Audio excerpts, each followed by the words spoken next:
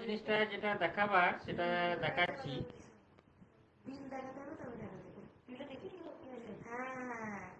একটা ওয়েব,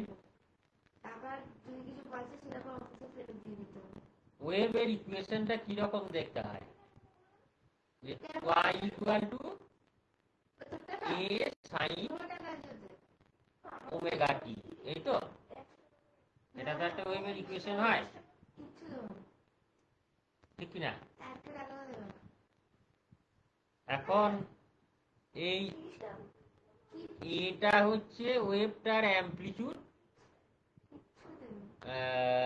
মানে তার বিস্তারটা, আর ওয়াইটা হচ্ছে টি টাইমে তার ডিসপ্লেসমেন্ট।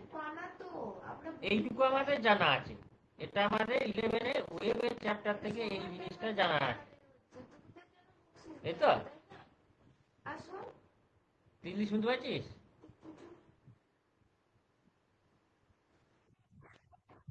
আচ্ছা, এইবার এখন প্রাথমিকভাবে যেটা জেনে রাখার সেটা হচ্ছে এই যে ইলেকট্রোম্যাগনেটিক ওয়েভে আমরা জানি ইলেকট্রিক ফিল্ড কি থাকে, এই তো? এখন একটা ওয়েভ কোনো একটা জায়গা থেকে এইভাবে যদি একটা জায়গায় এসে পড়ে, আর একটা ওয়েভ যদি আর একটা জায়গা থেকে এসে এইখানেই পড়ে, তাহলে যে কোনো অবস্থায় এই y1 ওয়েভটা আর y2 ওয়েভটা এই পয়েন্টে এসে পড়তে পারে, এই এই জায়গাটায়, বুঝা গেল? এইবার y1 হয়তো একটা ফেজ অ্যাঙ্গেলে এসে পড়লো, যে কিনা ওই সময় হয়তো নামছে, আর y2টা হচ্ছে গিয়ে উঠছে, তার মানে তাদের দশা আলাদা। এই ওর সঙ্গে আর কথা বলি না, এদিকটাই মন দেয়, এটা কিন্তু প্রাইমারি জিনিসটা হচ্ছে, এরপরে এই জিনিসটা বুঝতে পারবি না। এবার y1 এর ইকুয়েশন যদি আমরা এমন ভাবে লিখি যে a1 sin ওমেগা টি, মানে প্রথম যে ওয়েভটা পড়লো তার অ্যামপ্লিটিউডটা হচ্ছে গিয়ে a1, ফ্রিকোয়েন্সি, অ্যাঙ্গুলার ফ্রিকোয়েন্সিটা ওমেগা, এটাও ঠিক আছে। সেকেন্ড যে ওয়েভটা y2, তার অ্যামপ্লিটিউড যদি হয় a2, আর অন্য একটা ফেজ অ্যাঙ্গেলে এসে পড়লো বলে এটাকে আমরা লিখছি omega t plus phi, phi একটা ফেজ অ্যাঙ্গেল, এরকম ভাবে হতে পারে, এই তো? এই ব্যাপারটা বিবেচনা করে বিজ্ঞানী ইয়ং তিনি একটা ডবল স্লিট এক্সপেরিমেন্ট করেছিলেন। ডবল স্লিট এক্সপেরিমেন্ট মানে, স্লিট বলতে কি বোঝায়? স্লিট মানে হলো একটা কার্ডবোর্ডের উপরে যদি প্লেট দিয়ে সরু করে একটা লাইন কেটে দেওয়া হয়, তাহলে সরু একটা ফাঁক তৈরি হবে, তাই তো? ওইটাকে বলা হয় স্লিট। সেই স্লিট ওর মধ্যে দিয়ে আলো যেতে পারে। এখন বিজ্ঞানী ইয়ং করেছিলেন কি, এটাতে দেখায়, এখানে ছবি দেওয়া আছে, এই ইয়ংস ডবল স্লিট এক্সপেরিমেন্ট বলে 10.9 পেজ। তুই এটাই এখন দেখ, তারপরে তোকে আমি দেখিয়ে দেবো যে কোন জায়গায় আছে। হ্যাঁ, লিখবি মানে এইটাতে তুই লিখবার জায়গা পেলি না, তো খাতাপত্র গেল শেষ হলে এইটাতে লিখবি।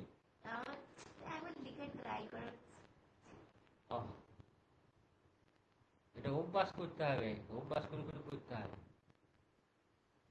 এখন ইয়ং এরকম একখানা আহ, চৌকো কার্ডবোর্ড নিয়েছিলেন, নিয়ে এখানে একটা স্লিট আর এখানে একটা স্লিট এরকম করেছিলেন, বানালেন। বানিয়ে এই কার্ডবোর্ডটার ঠিক পিছনে একটি আলোর উৎস রাখলেন। একটি আলোর উৎস রাখা মানে হচ্ছে সেখানে আবার কিছু কন্ডিশন আছে। কন্ডিশন বলতে মনোক্রোমাটিক হতে হবে, মানে তার ওয়েভ লেন্থ একই রকম হতে হবে, একই হতে হবে। দু তিন রকম ওয়েভ লেন্থ মিলেমিশে থাকলে হবে না।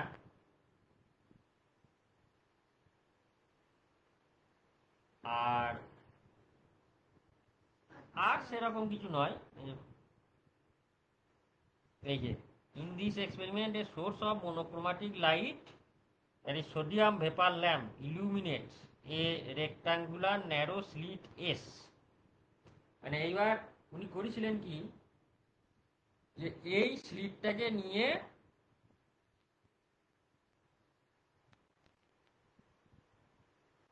আলো ফেললেন এই মোটামুটি মাঝখান বরাবর।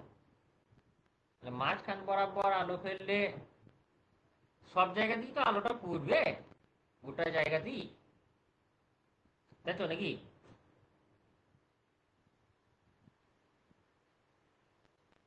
এইখান থেকে আলো গিয়ে স্ক্রিনে পড়বে, আবার এই স্লিট থেকেও আলো গিয়ে স্ক্রিনে পড়বে। স্ক্রিনটা যদি আমার এরকম হয়, আবার একটা আলো এখান থেকে এসে এখানে পড়বে, আর একটা আলো এখান থেকে এসে এখানে পড়বে, কোনো ঠিক ঠিকানা নাই যে কত কত জায়গা থেকে কত কত আলো কত কত জায়গায় পড়বে। এটা তো ঘটনা। এইবার উনি দেখতে পেলেন স্ক্রিনে কি হবে না, স্ক্রিনটাকে যদি আমি এইরকম করে দেখি, সামনে থেকে দেখি, উনি যেটা দেখলেন সেটা আমি বলছি যে সাদা নাই, সাদা দিয়ে তো বোঝা যাবে না, লাল দিয়েই বোঝাচ্ছি। ও ভাই, এটা আবার লাল দিয়ে, ঠিক আছে বুঝে যাও।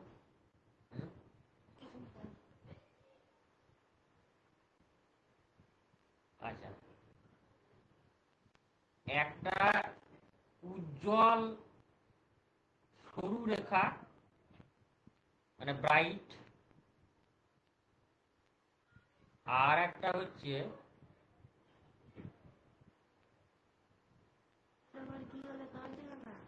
ও নানা রকম কাঁই কাঁই করে, ওই কাঁই কাঁইয়ের দিকে তাকাইলে হবে। এবার একটা অন্ধকার রেখা, আবার হয়তো একটা উজ্জ্বল রেখা,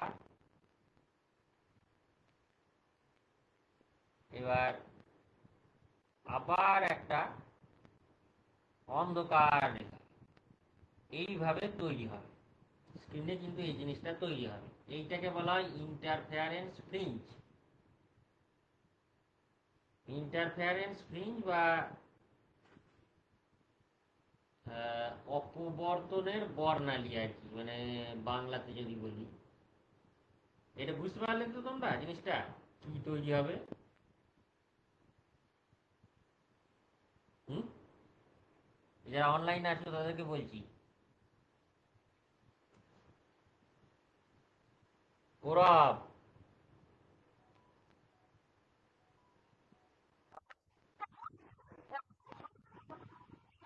হ্যাঁ, কি করে দেবো? আর একবার বলে দেবো কোনখান থেকে? মানে কোনখান থেকে? কোন? ও আচ্ছা আচ্ছা, মানে এই যে স্ক্রিনটা যেটা হবে না, এই স্ক্রিনটা যেটা আছে, এই স্ক্রিনে এই স্লিটের মতনই তো ছায়া পড়বে। আলো দিলে তো ওই জানলার খড়খড়ির শীটগুলোর মতন ছায়া পড়বে। সেইটা যেটা হবে সেটা হচ্ছে এরকম যে ওই সব জায়গায় স্ক্রিনটা কিন্তু আলো হয়ে থাকবে না। এটা এই প্রথমে এই যে লাল দিয়েছি না, এটা হচ্ছে কি উজ্জ্বল একটা দাগ, মানে ব্রাইটনেসটা বেশি। তারপরে হবে গিয়ে অন্ধকার একটা দাগ, তারপর আবার উজ্জ্বল দাগ, তারপর আবার অন্ধকার দাগ, এই রকম করে হবে। এই ফ্রিঞ্জটা কে বলা হয় ইন্টারফেয়ারেন্স ফ্রিঞ্জ। বোঝা গেল কথাটা? হ্যাঁ।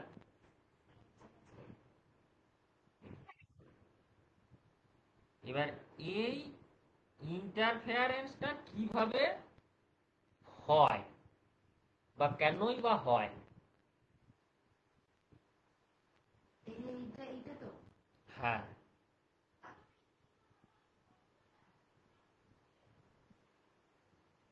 কারণ আলোকে যদি আমরা ওয়েভ হিসাবে ভাবি, মানে ইলেকট্রোম্যাগনেটিক রেডিয়েশন বা ওয়েভ, ফোটন মোটন আর নাই, ফোটনের গপ্প শেষ।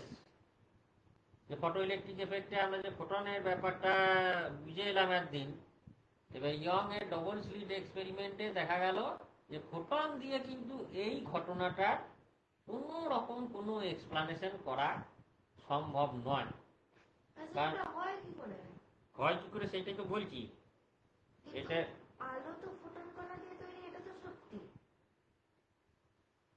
আলোর দ্বৈত সত্তা আছে, মানে ডুয়েল নেচার আছে। কখনো কখনো ওটা ওয়েভ হিসেবেও বিহেভিয়ার করতে পারে, কখনো কখনো ওটা পার্টিকেল হিসেবেও বিহেভিয়ার করতে পারে। আলো দুই রকমই করতে পারে।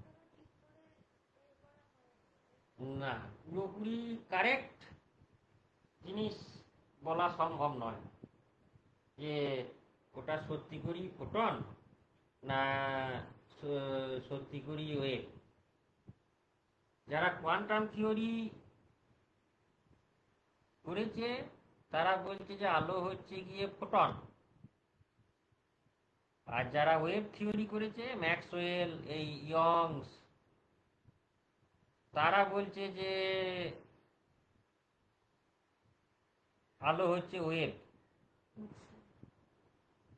দু রকম ঘটনাই দেখা যায়, photo electric effect, Compton effect, এইগুলো দ্বারা বোঝা যায় যে আলো হচ্ছে গিয়ে ফোটন কণা। আর যদি ইন্টারফেয়ারেন্স মানে সমাবর্তন, অপবর্তন, মানে তারপর আবার ডিফ্রাকশন, এইগুলোকে যদি ধরি তাহলে পরে বোঝা যায় যে আলো হচ্ছে এক ধরনের ওয়েভ। আলো এমন একখানা জিনিস, বিরাট রহস্যময় জিনিস। এবার এই 1900 সাল থেকে 1940 সাল, এইটা আমি বারবার উল্লেখ করছি যে 1900 সাল থেকে 1940 সালের মধ্যে আলোর এই সমস্ত ব্যাপার স্যাপার নিয়ে প্রচুর গবেষণা হয়েছে। তাতে গোটা কোয়ান্টাম থিওরি আবিষ্কার হয়েছে, ইলেকট্রোম্যাগনেটিক ওয়েভ, ম্যাক্সওয়েলের ইলেকট্রোম্যাগনেটিক থিওরি আবিষ্কার হয়েছে, তারপরে জেনারেল রিলেটিভিটি, স্পেশাল রিলেটিভিটি সব হয়েছে, মানে ফিজিক্সের সব রকম জিনিস, পুরো হোল ফিজিক্স পা থেকে মাথা পর্যন্ত সব কিছু 1900 সাল থেকে 1940 সালের মধ্যে হয়ে গিয়েছে। এই সমস্ত কিছু জিনিস কিন্তু এখন এই সিলেবাসে আছে। এই এই জিনিসগুলো সব কটাই পড়লে পরে বোঝা যাবে যে ফিজিক্স কি জিনিস, সেইটাই বোঝাতে চাই। আইনস্টাইন নিজে কোয়ান্টাম থিওরি জিনিসটাকে কোনোদিন মানতে চায়নি। কোয়ান্টাম থিওরি সেটা আবার কি জিনিস, পার্টিকেলের মধ্যে আবার ওয়েভ। কিন্তু উনি নিজেই ফটো ইলেকট্রিক এফেক্টটাকে এক্সপ্লেন করতে গিয়ে ওই ফোটন কণার অবতারণা করতে বাধ্য হয়েছিলেন, নোবেলও পেয়েছিলেন ওটার জন্য। হুম, বুঝতে পারছো কোন দিক থেকে কি হচ্ছে। এখন এবার এই ইন্টারফারেন্সের ব্যাপারটা কিভাবে হয়, দুটো ওয়েভ যদি এইভাবে আসছে একটা জায়গায়, দ্বারা এইখানে এই হিসেবটা আগে বলে দিই, যে একটা হচ্ছে কি y1 = a1 সাইন ওমেগা টি, এটা একটা একটা স্লিট থেকে বেরোনো একটা আলো রেখা আর কি, বা ওয়েভ, যেটা স্ক্রিনে গিয়ে পড়ল। আর একটা স্লিট থেকে আর একটা বেরোলো, সেটা হচ্ছে কি y2, এটা হচ্ছে কি a2 সাইন ওমেগা টি প্লাস 5। ওকে, তাহলে এই দুটো ওয়েভ যদি যায়, ওয়াইটা কি, ওয়াইটা হচ্ছে কি ডিসপ্লেসমেন্ট। আলোর যে মধ্যে যে ইলেকট্রিক ফিল্ড বা ম্যাগনেটিক ফিল্ড আছে, যেটা ইলেকট্রোম্যাগনেটিক স্পেকট্রামের চ্যাপ্টারে তোমরা পড়েছো, সেই ইলেকট্রোম্যাগনেটিক ইলেকট্রিক ফিল্ড আর ম্যাগনেটিক ফিল্ডের ডিসপ্লেসমেন্টটা হচ্ছে গিয়ে এই y1 বা y2। তাহলে সেই ডিসপ্লেসমেন্ট ওই পর্দাতে গিয়ে ঘটাবে, পর্দার যে পার্টিকেল তাকে ওইভাবে ও ডিসপ্লেস করবে, কতটা ডিসপ্লেস করবে। একজন যদি উপরের দিকে চায় আর একজন নিচের দিকে চায়, তাহলে সমান সমান হলে পরে ডিসপ্লেস হবে না, আর যদি সমান সমান না হয় তাহলে পরে কোনো একটা দিকে ডিসপ্লেস হবে ভেক্টরের মতো। তাহলে এটাকে আমার যোগ করতে হবে। তাহলে টোটাল ডিসপ্লেসমেন্ট y সমান হবে y1 plus y2, equal to যেটা দাঁড়াবে সেটা এখানে দেওয়া আছে এসএল অর্ডার বই।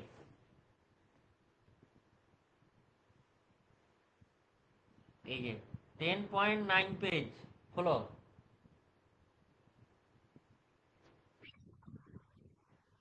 হ্যাঁ, হ্যাঁ, হ্যাঁ, হ্যাঁ, যে y = y1 প্লাস y2 দিয়ে a1 সাইন ওমেগা টি প্লাস a2 সাইন ওমেগা টি প্লাস 5, এইটা হয়েছে। নিয়ে এবার a1 sine omega t a2 sine omega, এইবার এই a2 সাইন ওমেগা টি প্লাস 5টাকে সাইন a প্লাস b তে ভেঙেছে, ভেঙে যোগ করেছে, করে যা দাঁড়িয়েছে পরের পাতায় বোধহয় লেখা আছে। এই হিসেবটা একবার পড়তে হবে, এইটা তো আমি এখানে কোশ্চে বুঝাইতে পারবো না। হ্যাঁ, হ্যাঁ, সূত্রে তো ফেলেছে, তারপর কি করেছে সেটা আগে দেখ। সূত্র নিয়ে আমার কি হবে, ফিজিক্যাল মিনিংটা তারপরে দেখবি কি কি রকম হবে। দেখ এটা পড় আগে, এটাকে এই 3-4 লাইন আগে পড়ো। এক একটা ছোট ছোট হিসেব হবে, আর এমন এমন জিনিস আবিষ্কার হয়ে যাবে না, আর মানুষের তাক লেগে যাবে। এটা এই কয়েকটা লাইন পড়ো, আমি একটু জল খেয়ে নিই।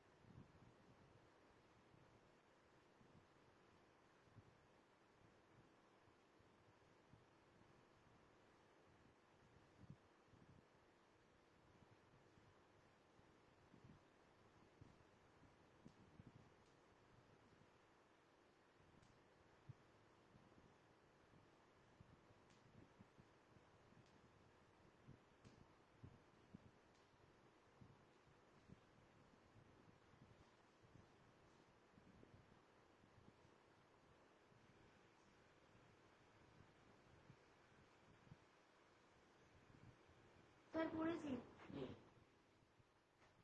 বুঝেছি।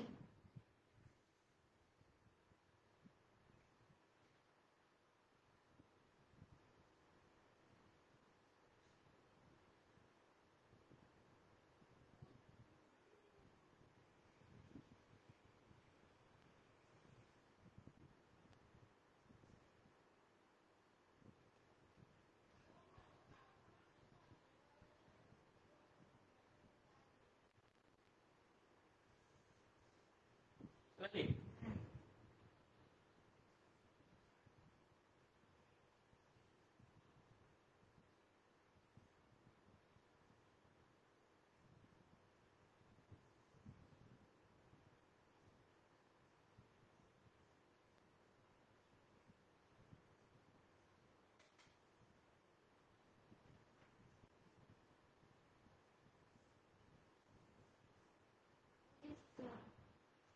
এই তোমরা পড়লে ব্যাপারটা?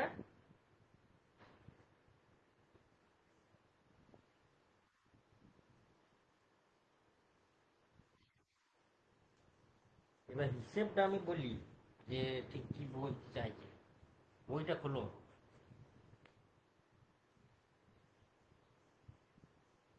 তো এখানে হিসেবে যেটা দাঁড়ালো যে total displacement Y equal to A sine omega T plus theta দাঁড়িয়েছে তো। মানে আমি যদি এখানে লিখি,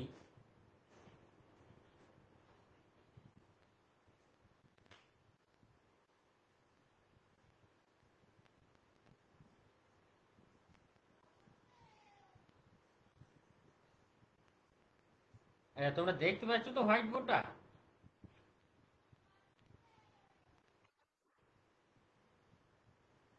total displacement Y equal to এখানে আমার দাঁড়ালো ক্যাপিটাল এ, তারপরে সাইন ওমেগা টি প্লাস থিটা। এই ফাই লিখে থিটা, এইটা একটা হয়েছে। কিন্তু এখানে এটা থিটাটা তো কনস্ট্যান্ট নয় আগের মতন। আগে যেমন ওয়াই ওয়ানে বা ওয়াই টু তে আমার ইয়ে ছিল, এ ওয়ান বা ফাই এগুলো কনস্ট্যান্ট ছিল তো একটা ফেজ অ্যাঙ্গেলই বলো বা অ্যাম্পলিটিউডই বলো, এক একটা ওয়েভের কনস্ট্যান্ট। এখানে কিন্তু কনস্ট্যান্টটা নয়। মানে কোনো এক স্ক্রিনে এইভাবে কোনো একটা পয়েন্টে হয়তো এই ওয়াইটা আমি দেখছি,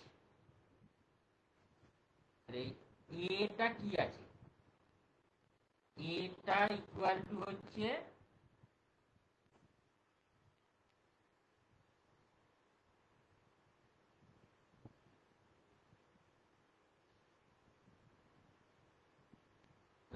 এ স্কোয়ার।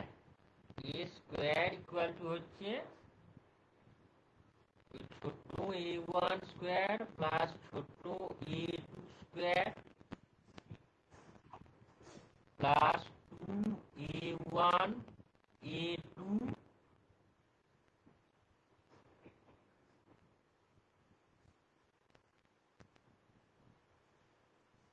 কস ফাই,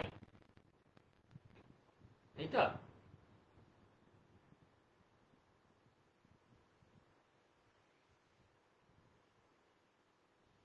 এইবার একটা ওয়েভের ইন্টেন্সিটি সেটা আবার অ্যামপ্লিটিউডের স্কোয়ারের সঙ্গে সমানুপাতিক বা প্রপোর্শনাল। তাহলে এখানে যে ইন্টেন্সিটিটা হবে এই পয়েন্টে, সেটাকে যদি আই বলি, তাহলে আই ইকুয়াল টু একটা constant K into A square হতে হয়, ঠিক কিনা? ওরা দেখতে পাচ্ছ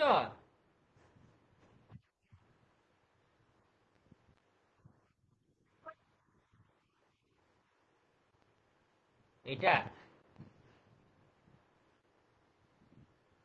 মানে ইন্টেন্সিটি, ইন্টেন্সিটি মানে হচ্ছে কি প্রাবল্য বা ঔজ্জ্বল্য। এটা কোনো একটা ওয়েভের প্রাবল্য, শব্দের যেটা প্রাবল্য, সেটা হচ্ছে কি শব্দের যে ওয়েভ তার অ্যামপ্লিটিউডের স্কোয়ারের সঙ্গে সমানুপাতিক হয়। এইটা ওই 11-এর ওই চ্যাপ্টারে গেলে বোঝা যাবে, সব ওয়েভের ক্ষেত্রেই তাই। যে অ্যামপ্লিটিউড যত বেশি, প্রাবল্যও তত বেশি। কিভাবে বোঝা যায়?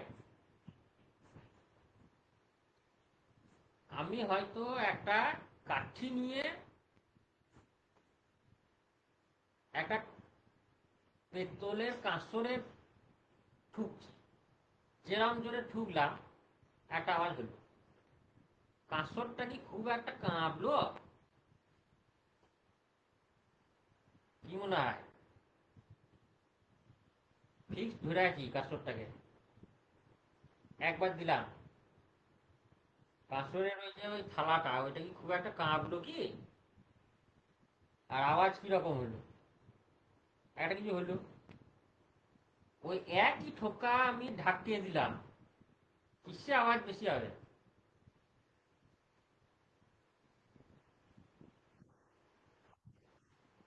ঢাকি আওয়াজ বেশি হবে। কেন? ঢাকের চামড়াটা বেশি নড়েছে, আর ওইটা পেতলের কাঁসর বলে, মেটাল বলে ওটাকে বেশি নড়াতে পারে না। ওই যে নড়াচড়া, ওইটা হচ্ছে কি অ্যামপ্লিটিউড। তাহলে অ্যামপ্লিটিউড যত বেশি হবে, বাজবে তত বেশি। হ্যাঁ, আলোর ক্ষেত্রেও তাই। অ্যামপ্লিটিউড যত বেশি হবে তার ঔজ্জ্বল্য তত বেশি। এবার বোঝা গেছে কতটা?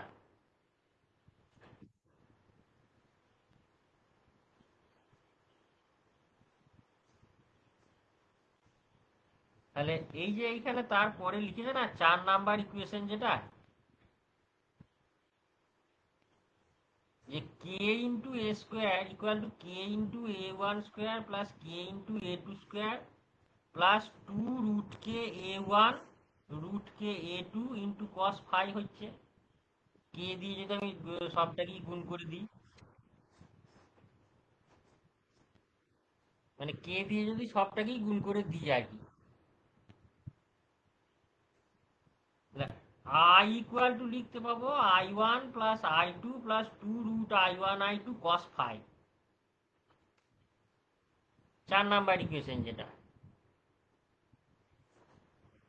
4 নাম্বার ইকুয়েশন যেটা আছে এইখানে 10.10 পেজে, এই 4 নাম্বার ইকুয়েশনটাই হচ্ছে গিয়ে মোস্ট ইম্পর্টেন্ট। কারণ একটা পয়েন্টে ইন্টেন্সিটি আই, এইটা সরাসরি I1 আর I2 যোগফল হয়ে গেল তা তো হলো না। যে একটা জায়গা থেকে I1 আসবে আর একটা জায়গা থেকে I2 আসবে, ইন্টেন্সিটি দিয়ে যোগফল হয়ে যাচ্ছে, তা কি হচ্ছে?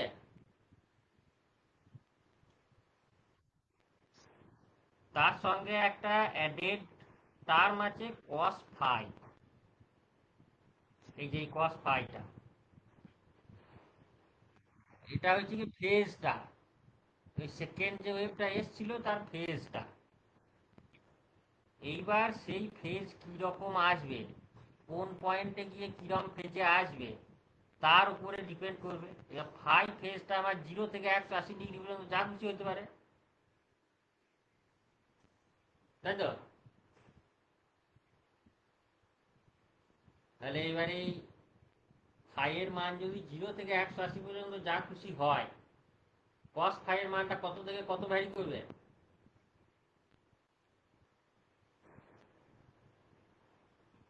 কস ফাই এর মানটা -1 থেকে +1 পর্যন্ত ভ্যারি করবে, করবে না? 0 থেকে 180 পর্যন্ত হলে তাহলে একবার ওই 2√I1 I2 আগে প্লাস বসবে, কখনো মাইনাস বসবে। প্লাস বসলে বেড়ে যাবে, মাইনাস বসলে কমে যাবে। যেখানে বেড়ে যাবে সেখানে মানে আলোর উজ্জ্বলতা বেড়ে যাবে, দুটোর থেকেই বেড়ে যাবে, দুটোর তুলনাতেই বেড়ে যাবে। আর যেখানে মাইনাস বসবে সেখানে দুটোর তুলনাতেই কমে যায়। এইটা হচ্ছে ইন্টারফারেন্স। মানে সব পয়েন্টে সমান থাকবে না, কোথাও বেশি কোথাও কম।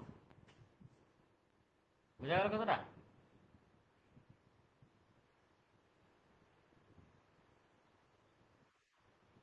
আচ্ছা, ইন্টারফারেন্সের একটা ফ্রিঞ্জ আমি দেখিয়ে দিই।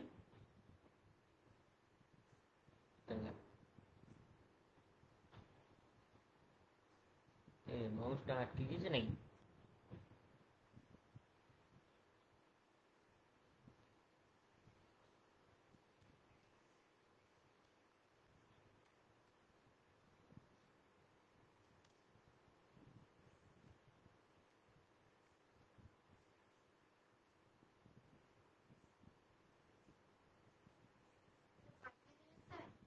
হুম।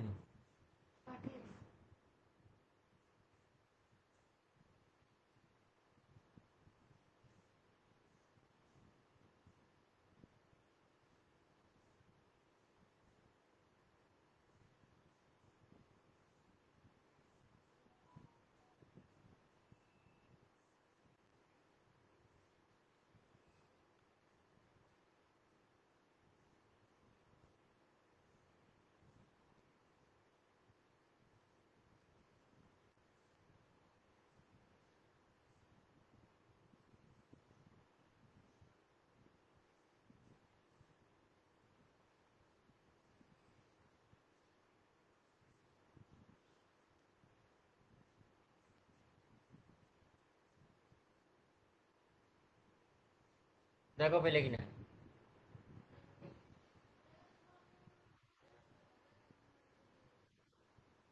এসছে? এইটা হচ্ছে কি ইন্টারফারেন্সের প্যাটার্ন।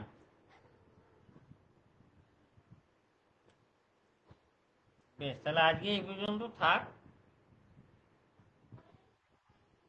হ্যাঁ, বেশ, তাহলে আজ এখানে রাখছি।